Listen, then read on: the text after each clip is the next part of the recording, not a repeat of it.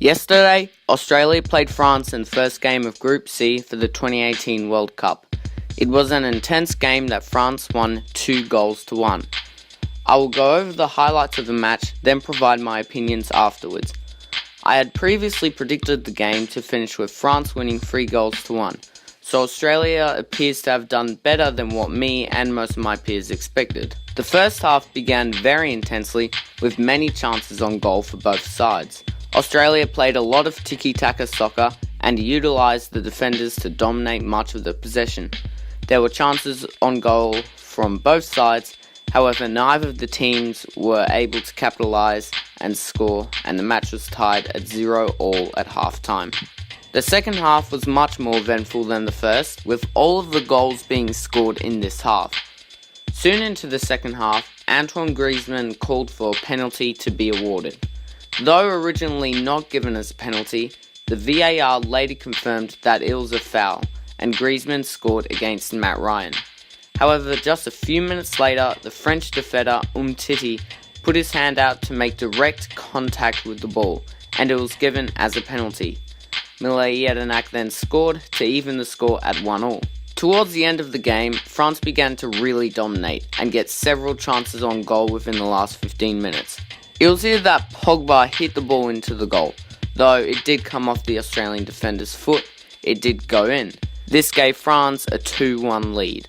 Now for my opinion. The first penalty was originally not given, however the VAR came to the decision that it was an unfair tackle. Looking closely at the tackle, it's unclear whether or not the defender got a touch on the ball. The decision easily could have gone either way, even with the review of the VAR.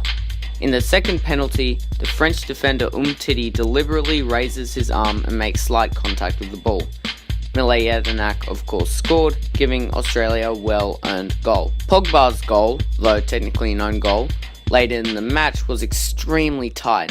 Before viewing of the goal line technology, I was skeptical whether or not the ball had completely passed over the line. It's shown here that the ball is over the line only by about 1 or 2 centimeters, a very close margin. Looking back, all of the goals came down to just centimeters. If the Australian defender had gone just a little bit more contact on the ball, he may have been able to make a fair tackle and Australia wouldn't have conceded. In the second penalty, Umtiti only barely made contact with the ball, and if he hadn't have touched it, Australia would not have scored. And of course, Pogba's goal was only about 1 or 2 centimeters over the line. I believe that if VAR were not present, the game would have ended 1-1, as Australia's penalty and Pogba's goal were both decided immediately by the ref, as opposed to Griezmann's penalty, which originally was not paid. I personally think that the game should have finished 1-1, as Umtiti definitely made hand contact with the ball, and France did deserve a goal towards the end of the game, where France dominated possession and had plenty of opportunities.